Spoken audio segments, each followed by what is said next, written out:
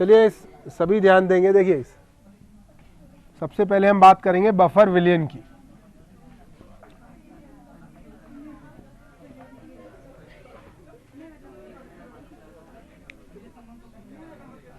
अच्छा वो मैं बता दूंगा, देखिए बफर विलयन आप लोगों से मैं जानना चाहूँगा, पहले तो आप ये बताइए बफर विलयन क्या होता है। आप लोग खूब पढ़ चुके हैं और इसका हम बहुत यूज़ करते हैं केमिस्ट्री में। तो ये बिटिया बताइए, बेटा बताओ क्या है बफर विलयन। बातें नहीं भाई, पीछे आप आगे देखिए। हाँ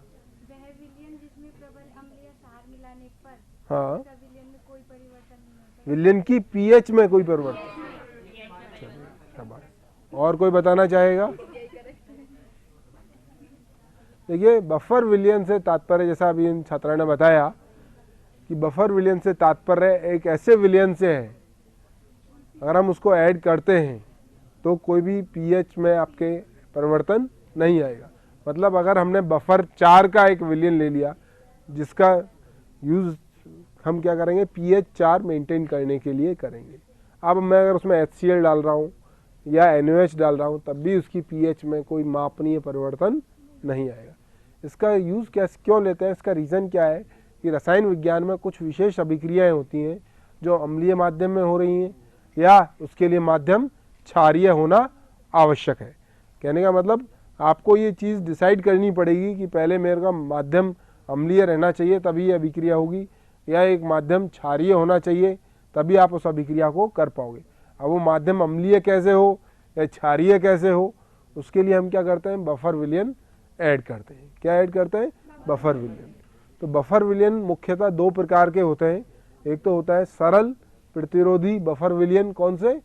सरल प्रतिरोधी बफर विलयन। और एक मिश्रित बफर विलयन। कितने प्रकार के हैं? एक तो सरल बफर विलयन हो जाएंगे,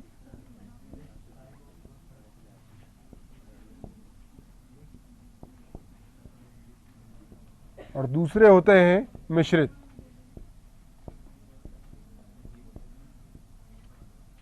ठीक है। अब सरल से क्या तात्पर्य है? ऐसे आपके बफर विलयन जो कि दुर्बल अम्ल और दुर्बल क्षार के बनाने से बने। दुर्बल अम्ल और दुर्बल क्षार को मिला दें। यानी दुर्बल अम्ल की अगर हम बात करें तो CH3COOH, ठीक। और दुर्बल क्षार की बात करें तो अमोनियम हाइड्रोक्साइड। इन दोनों के दुर्बल अम्ल और दुर्बल क्षार के मिलाने से जो बना विलयन है या बना जो लवण है, इन दोनों के मिलाने से जो बना लवण है CH3COONH4। ये किसका उदाहरण है? आपका सरल प्रतिरोधी जो आपका बफर विलयन है उसका उदाहरण है। यानी कहने का मतलब जो सरल प्रतिरोधी बफर विलयन है वो दुर्बल अम्ल और दुर्बल क्षार को मिलाने के उपरांत जो हमें लवण प्राप्त होता है वो होते हैं आपके सरल उभय प्रतिरोधी आपके बफर विलयन। इसके बाद आता है आपका मिश्रित बफर सॉल्यूशंस। इसके अंदर क्या है? इसमें 2 प्रकार के हैं। पहला है अम्लीय बफर विलयन। कौन सा? अम्लीय बफर विलयन। अम्लीय बफर विलयन कैसे होंगे? अम्लीय बफर विलयन में क्या होगा? एक तो दुर्बल अम्ल होगा। क्या होगा? दुर्बल अम्ल प्लस उसके साथ प्रबल अम्ल का बना हुआ लवण, प्रबल क्षार का बना हुआ लवण। वापस से ध्यान देंगे आप, अम्लीय बफर विलयन की हम बात कर रहे हैं। अम्लीय बफर विलयन किससे किससे निर्माण होता है? उसका दुर्बल अम्ल से। किससे? दुर्बल अम्ल, ठीक, प्लस दुर्बल अम्ल का प्रबल क्षार के साथ बना हुआ लवण। किसके साथ? दुर्बल अम्ल का प्रबल क्षार यानी NaOH। दुर्बल क्षार का दुर्बल अम्ल का प्रबल क्षार के साथ बना हुआ लवण। तो ये जो बनकर इनका जो मिक्सचर है ये जो मिश्रित है, इसका जो मिश्रण है, ये क्या कहलाएगा आपका? अम्लीय बफर विलयन। वापस से ध्यान देंगे, अम्लीय बफर विलयन क्या है आपका? दुर्बल अम्ल प्लस दुर्बल अम्ल का पिर्बल क्षार के साथ बना हुआ लवण किसका निर्माण करता है? अम्लीय बफर विलयन का निर्माण करता है। अब ये किस प्रकार से पीएच का प्रतिरोध करता है, पीएच परिवर्तन का विरोध करता है, ये हम देखते हैं।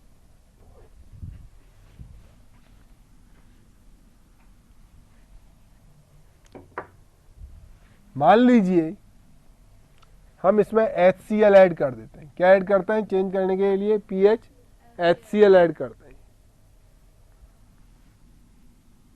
तो रिएक्शन क्या होगी? H plus ions plus Cl ions. ठीक, हमारे पास क्या है? CH3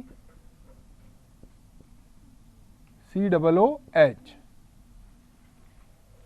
जो मिश्रित बफर है हमारा, अम्लीय बफर है, उसमें एसिटिक एसिड है, दुर्बल अम्ल है। ये वियोजित होता है एसीटेट आयंस में और ठीक।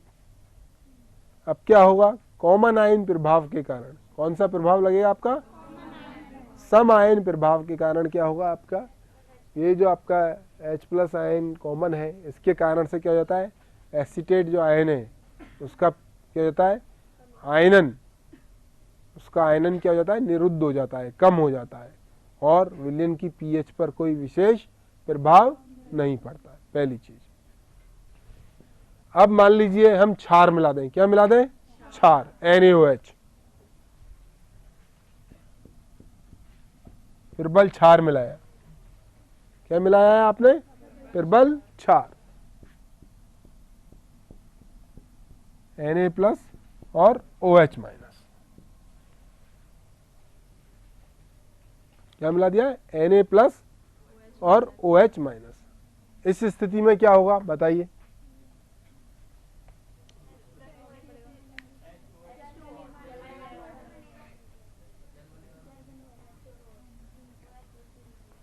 वापस से देख लीजिए, हमने क्या मिलाया है? सोडियम हाइड्रोक्साइड, पीएच परिवर्तन के लिए पिर्बल क्षार मिला दिया। तो उससे क्या प्राप्त हुआ? सोडियम आयन और हाइड्रोक्सिल आयन। अब ये हाइड्रोक्सिल आयन क्या करेंगे? H प्लस आयन से अभिक्रिया करेंगे। ठीक है, और क्या बना देंगे? दुर्बल आयनित H2, वीकली आयनाइज जल का निर्माण करेंगे, H2O का निर्माण करेंगे, और अधिक मात्रा में एसीटेट आयन का निर्माण हो जाएगा, क्योंकि H प्लस आयन तो कंज्यूम हो जाएंगे। तो जो विलयन की जो पीएच है या बफर विलयन है, उसके जो यूज करने से जो उसका पीएच में कोई चेंज नहीं आएगा। आ गई बात समझ में? दूसरा है, ये तो उदाहरण हुआ किसका? आपका अम्लीय बफर विलयन का। इसी के आधार पर है क्षारीय बफर विलयन।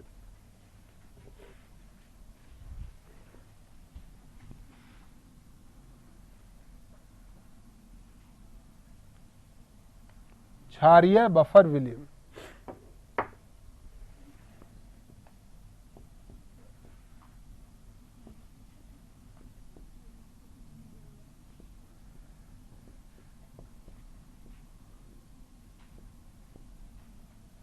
ठीक। अब क्षारीय बफर विलयन के लिए कौन बताएगा? जैसे अम्लीय बफर विलयन के लिए मैंने बात करी थी, तो अम्लीय बफर विलयन में क्या यूज कर रहे थे हम? दुर्बल अम्ल। तो यहाँ क्या यूज करेंगे? दुर्बल, पिर्बल अम्ल नहीं, दुर्बल क्षार का पिर्बल अम्ल के साथ बना लवण।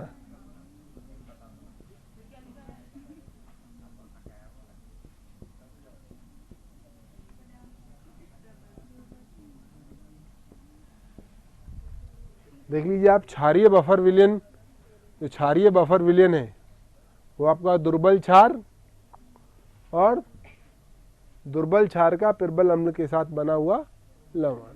तो दुर्बल क्षार क्या हो गया? NH4OH। NH4OH का पिर्बल अम्ल के साथ बना लवण, पिर्बल अम्ल HCl, NH4Cl। ठीक है,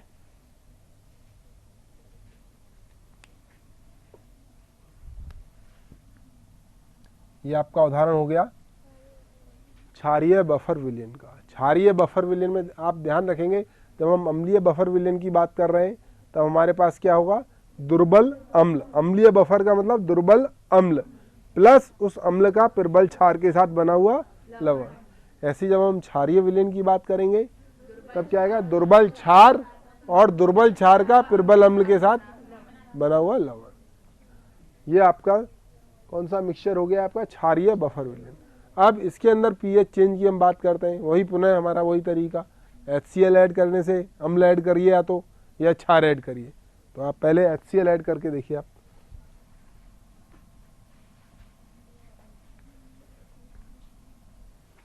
अब यदि हम इसमें HCl प्रबल अम्ल मिलाएं, प्रबल अम्ल मिलाने पर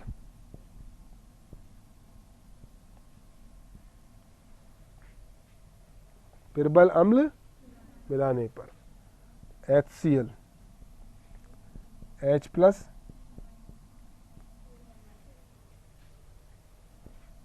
अमोनियम हाइड्रोक्साइड का वियोजन,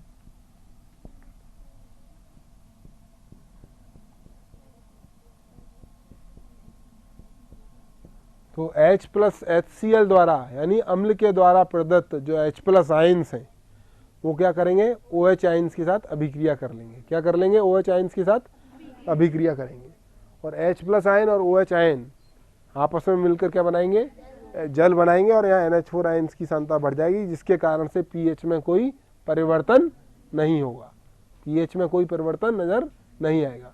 इसी प्रकार से यदि इस विलयन के अंदर क्षारीय बफर विलयन में हम क्या मिलाएं, प्रबल क्षार, क्या मिलाएं, प्रबल क्षार NaOH। तो NaOH का उसके आयनों में जो वियोजन है Na और OH माइनस, और हमारे पास क्या है, अमोनियम हाइड्रोक्साइड। तो ammonium ion plus hydroxide ion, प्रबल क्षार मिलाने पर प्रबल क्षार क्या है, सोडियम हाइड्रोक्साइड। तो सोडियम आयन और हाइड्रोक्साइड आयन मिलेंगे हमको। अब चूंकि यहाँ हाइड्रोक्साइड आयन भी आपको अमोनियम हाइड्रोक्साइड जो आपका दुर्बल विद्युत अपघट्य है उसके विजन से भी OH आयन मिल रहे हैं, तो ये सम आयन प्रभाव के कारण क्या हो जाता है, इसका आयनन निरुद्ध हो जाता है। क्या होता है, सम आयन के प्रभाव के कारण क्या होता है, आयनन निरुद्ध हो जाता है और आपको जो पीएच में कोई परिवर्तन दृष्टिगोचर नहीं होता है। तो इस प्रकार से आपके जो विलयन है, कौन से, अम्लीय बफर विलयन और क्षारीय बफर विलयन। तो अम्लीय बफर विलयन तो हम काम में लेंगे जब पीएच हमको 7 से कम रखनी है, और क्षारीय बफर विलयन जब पीएच 7 से अधिक। आगे बात समझ आपके। इसी से संबंधित एक समीकरण है हंडरसन समीकरण, वो मैं यहाँ लिख देता हूँ, आप उसको समझ लीजिए।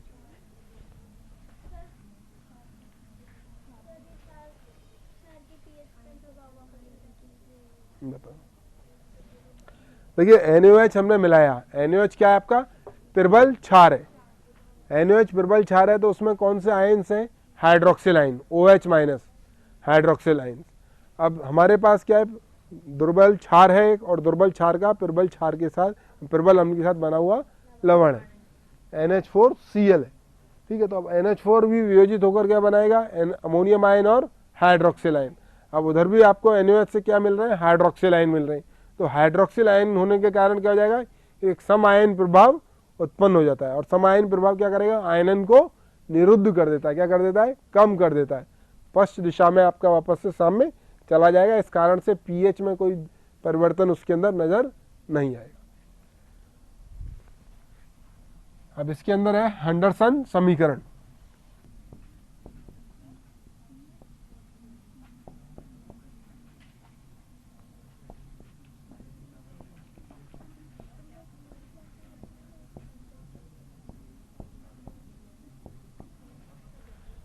देखिए अम्लीय बफर के लिए बातें नहीं भाई, अम्लीय बफर के लिए जो हंडरसन समीकरण है वो है आपकी पीएच बराबर पीके प्लस लॉग लवण बटे अम्ल, और क्षार के लिए POH बराबर PKB प्लस लॉग लवण बटे क्षार।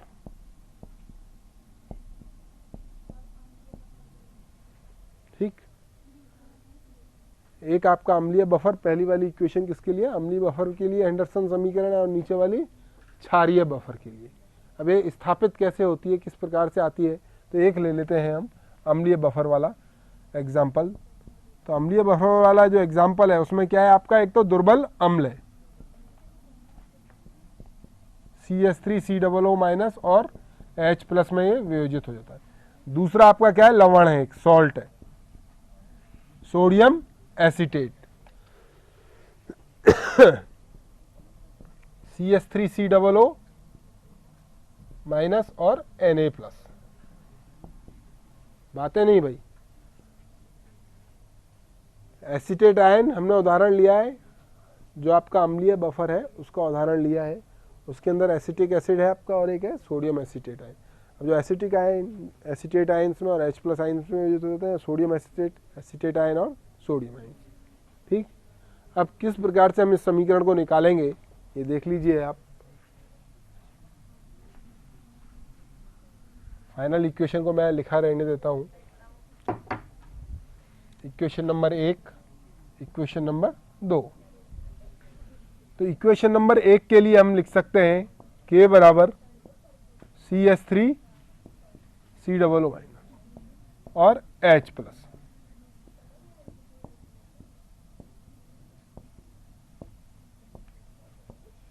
किसके लिए है ये इक्वेशन, एसिटिक एसिड के लिए। साम्य स्थिरांक लिखा है मैंने किसके लिए, एसिटिक एसिड। इस समीकरण को मैं दूसरे प्रकार से भी लिख सकता हूं, यानी H प्लस बराबर K CH3COO H upon CH3COO minus और H प्लस। ठीक है, सॉरी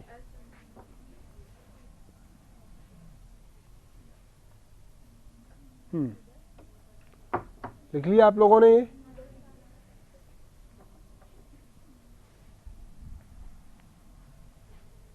अब देखिए हमारे पास जो समीकरण था, हमें एसीटेट आयन्स की प्राप्ति कहाँ से हो रही है।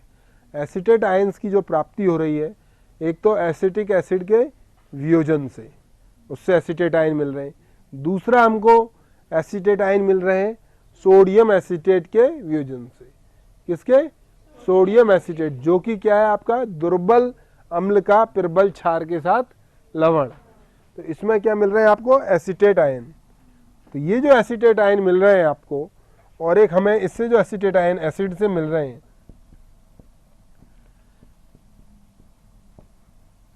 अब ये क्या है आपका दुर्बल रूप से वियोजित है, ये क्या है दुर्बल वियोजित है। तो मैक्सिमम एसीटेट आयन आपको यहां से मिलेंगे।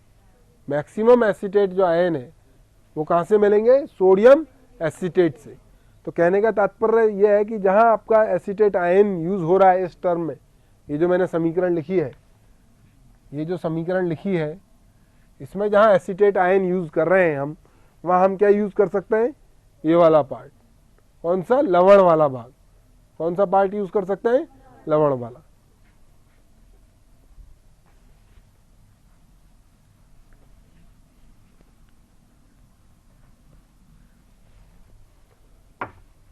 तो मैं समीकरण को पुनः लिखता हूं, H प्लस बराबर K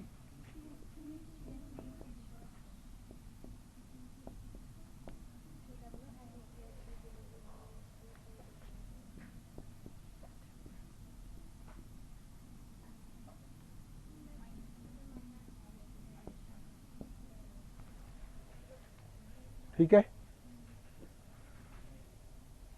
अब आप दिमाग लगाइए इसमें अपन क्या करें, क्या करना चाहिए हमारे, जिससे हमारा pH बराबर pKa, वो जो इक्वेशन है लॉग सॉल्ट बाय एसिड,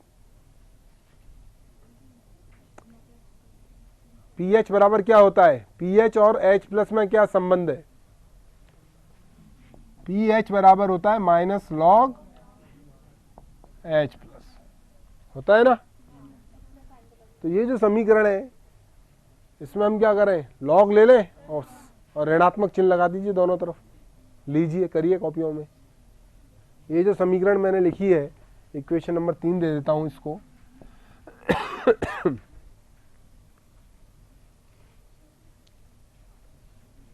आप लोग करिए इसको अपनी अपनी कॉपीज़ में, मैं पूछूंगा आपसे क्या आया फिर ये उतार लीजिए आप। H प्लस बराबर के acetic acid divided by sodium acetate.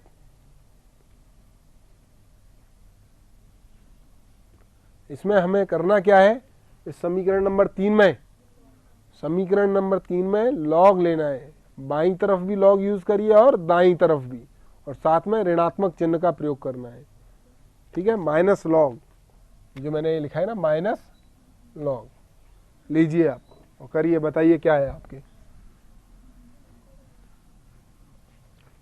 PH ये बराबर होता है पी के ए बराबर माइनस लॉग के ए।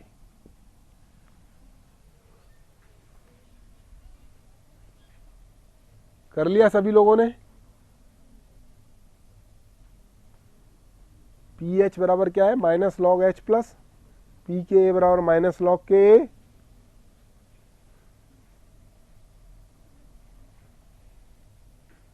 आप लोगों ने किया इधर से माइनस लॉग एच प्लस बराबर माइनस लॉग के माइनस लॉग, ध्यान देंगे लॉग एम एन बराबर होता है log M plus log N, ठीक है। क्या हुआ, हाँ कर रहे हैं, plus log CH3 COO Na, ठीक है कृष्ण कुमार।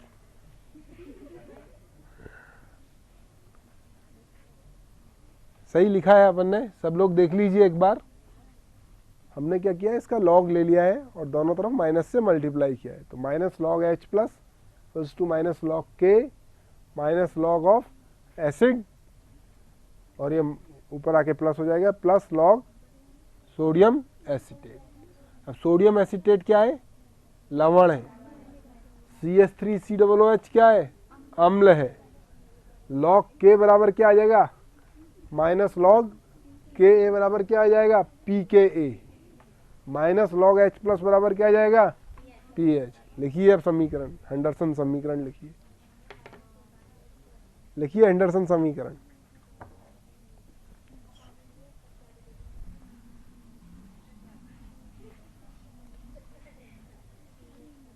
हेंडरसन समीकरण लिखें बेटा, आपने लिखा पीछे, आपके पीछे, आपसे पीछे, बताइए हेंडरसन समीकरण। आप खड़े होइए, ये मैंने लिखा है माइनस लॉग एच प्लस, इसके स्थान पर मैं क्या लिख सकता हूं, यहां पर, एक मिनट, मैं जिनसे पूछ रहा हूं वही बताएगा। हाँ बताइए आप, इसकी जगह क्या लिख सकता हूं,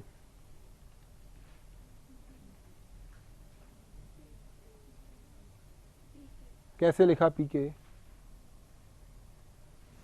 बेटा क्लास में जब पढ़ाते हैं ध्यान सामने होना चाहिए, बातें करना है, अगर आपको टॉक्स करनी है, कोई गॉसिप करनी है, आप बाहर, आपको समय मिलता है 5 मिनट का ब्रेक मिलता है, वहाँ जाके करें, ठीक है। कोई समस्या है अगर आपके समझ में नहीं आता है, आप मेरे से पूछ सकते हैं सीधे।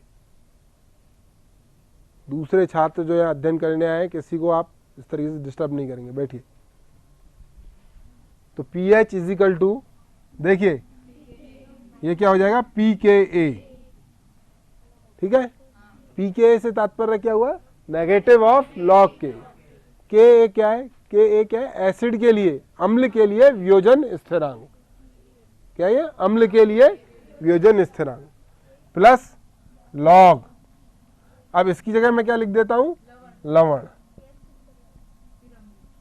माइनस लॉग, इसकी जगह क्या लिख देता हूं, अम्ल। हाँ वो पता होना चाहिए, log M minus log N क्या होता है, लॉग एम बटे लॉग एन। तो पी एच बराबर P K A plus log लवण बटे क्षार, सॉरी अम्ल।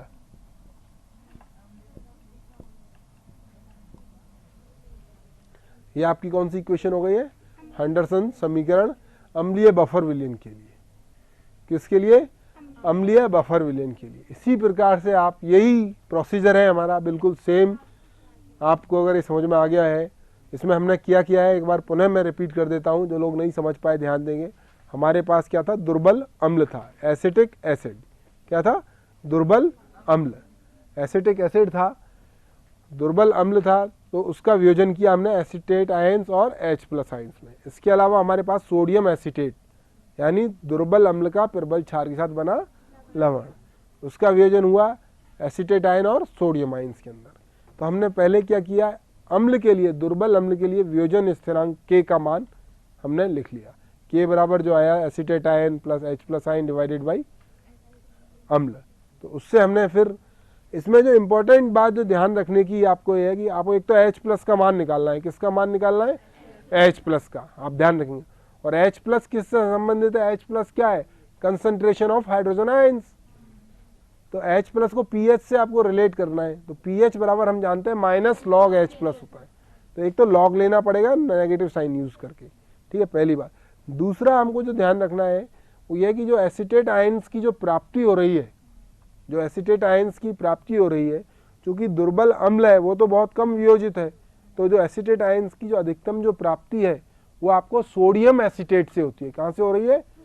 सोडियम एसिटेट, क्योंकि हमारा जो मिक्सचर है वो किसका है? एसिटिक एसिड का और सोडियम एसिटेट।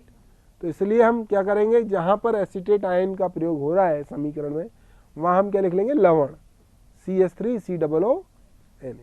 हर ये बात समझ आपकी? उसका प्रयोग करने से फिर क्या हो जाएगा, हम उस जगह लवण लिख सकेंगे। और फिर ये गणित है सिंपल सी, तो इसमें pH बराबर PK प्लस लॉग लवण बटे अम्ल हो जाए, ठीक। अब इसके बाद है हमारा क्षारीय जो है उसका है, मैं आपको मेरे ख्याल से समझ में आ गया होगा, तो मैं आप लोगों से ये पूछूंगा और उसको लिखेंगे यहाँ पर। क्षारीय के लिए पहले से सूत्र क्या है, क्या अभी मैंने लिखा था?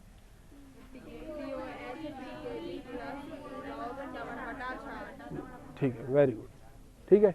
तो उसके अंदर कौन से आपके जो मिक्सचर है उसमें कौन सा केमिकल हम यूज कर रहे हैं वो आप बताइए। जो आपका क्षारीय विलयन है, क्षारीय बफर विलयन है, उसके अंदर जैसे हमने यहाँ एसिटिक एसिड काम में लिया और सोडियम एसिटेट, तो ऐसे ही क्षारीय जो बफर विलयन है उसके अंदर हम क्या प्रयोग करेंगे? वेरी गुड, अमोनियम हाइड्रोक्साइड और अमोनियम क्लोराइड। तो लिख लीजिए आप,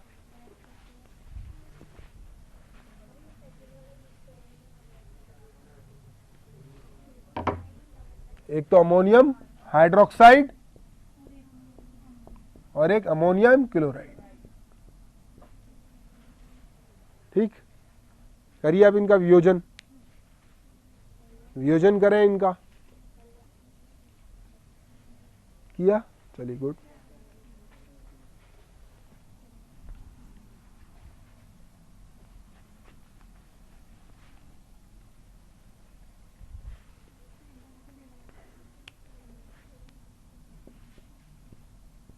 फिर K का मान क्या आ रहा है? बोलिए, आप बताइए बेटा, ये बताइए। हाँ हाँ, K का वैल्यू क्या है?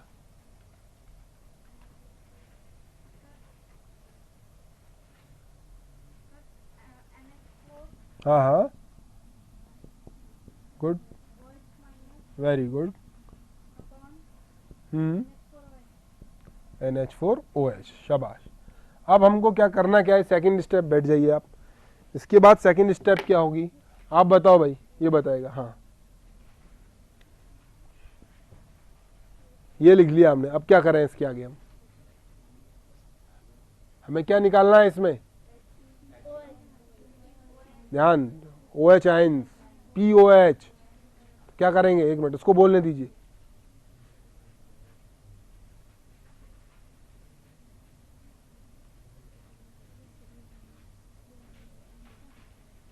चलिए बैठिए, आप बताइए।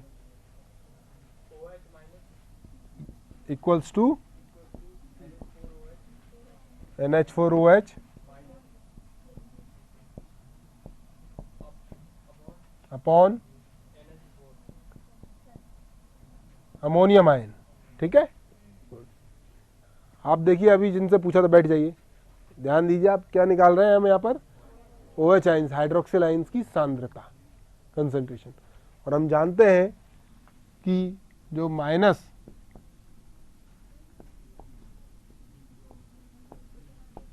क्या होता है, POH होता है नहीं होता है, आ रही है बात समझ में।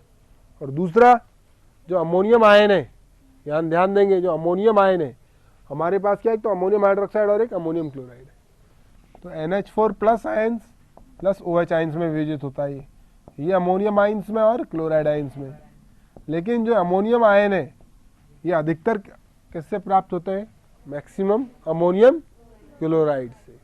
तो इस कारण से हम क्या करेंगे, यहाँ पर जहाँ पर अमोनियम यूज हो रहा है वहाँ को हम हटाकर NH4Cl यूज कर सकते हैं। ठीक, तो ये क्या है, इसको क्या बोलेंगे, क्षार है, क्या है वही बताएगा। हाँ, ये क्या है, क्षार है, अम्ल है, लवण है, क्या है, लवण नहीं है, लवण है बेटा ये। क्षार तो अमोनियम हाइड्रोक्साइड है, दुर्बल क्षार, बताया था ना भाई। क्षारीय में क्या प्रयोग ले रहे हैं, दुर्बल क्षार और उसका पिर्बल अम्ल के साथ बना लवण, पिर्बल अम्ल के साथ बना लवण। तो इसमें दुर्बल क्षार तो क्या अमोनियम हाइड्रोक्साइड का पार्ट हो गया, और ये क्या है, HCl का पार्ट हो गया। HCl क्या है आपका, पिर्बल क्या है, अच्छे से ध्यान से पढ़ो, आप 12th के स्टूडेंट हो है ना। पिर्बल अम्ल, HCl क्या है, पिर्बल अम्ल है, NaOH पिर्बल क्षार है, एसिटिक अम्ल क्या है, दुर्बल अम्ल है, अमोनियम हाइड्रोक्साइड क्या है, दुर्बल अम्ल है, सॉरी दुर्बल क्षार है। ठीक है, और बैठिए, तो आपने ये कर लिया। इसके बाद वापस वही प्रोसीजर है हमारा, लॉग लेंगे और ऋणात्मक श्रेणी का प्रयोग करेंगे। ठीक, ये कर लेंगे आप, मुझे आशा है। चलिए चलिए, अच्छा एक लास्ट की जो एप्लीकेशन रह गई थी वो भी मैं बता देता हूँ, बस अब सर आने में होंगे। लास्ट का जो पॉइंट रह गया था हमारा, उसके अंदर वो रह गया था कि अल्प विलेय जो लवण है उसका जो विलेयता गुणनफल से संबंधित था, कि जो अल्प विलेय लवण है उनको किस प्रकार से प्रेसिपिटेट किया जाए। विलयन में घुला हुआ है, अल्प विलेय लवण घुला हुआ है एक, ठीक है, जैसे फॉर एग्जांपल बेरियम सल्फेट, उदाहरण के लिए बेरियम सल्फेट अल्प विलेय लवण है, घुला हुआ है जल के अंदर।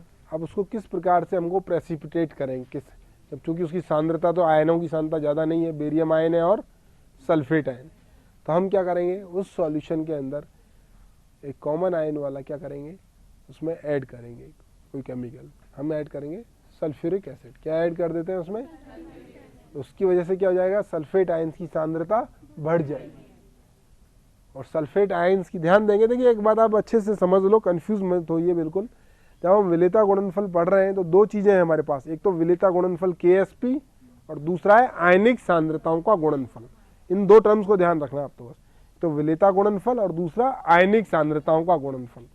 जब आयनिक सांद्रताओं का गुणनफल ज्यादा हो जाए तब तो प्रेसिपिटेशन होगा, और बराबर है तब होगा संतृप्त विलयन। और अगर आयनिक सांद्रताओं का जो गुणनफल है वो क्या हो जाए, कम हो जाए, तब और उसके अंदर ऐड कर सकते हैं आप, और ऐड कर दीजिए और विलय कर सकते हैं उसके अंदर। अरे बात समझे, तो कहने का तात्पर्य मेरा ये है कि जो बेरियम सल्फेट है आपका अल्प विलय लवण है, उसमें हम क्या करते हैं, H2SO4 डाल देते हैं। तो H2SO4 से क्या होता है, सल्फेट आयनों की सांद्रता बढ़ जाती है, और जब आयनों की सांद्रता बढ़ रही है तब क्या होगा, आयनिक सांद्रता का गुणनफल अधिक हो जाता है, किससे, विलेयता गुणनफल से। इस कारण से उसका प्रेसिपिटेशन हो जाता है, संभव हो जाता है। तो ये उसका एक अनुप्रयोग था। तो ये मतलब आप, लेकिन अब काम आप ये करिएगा, आज जो जो पढ़ाया है मैंने इसको एक बार रिवाइज कर लेना अच्छे से, ठीक है। चलिए, थैंक यू।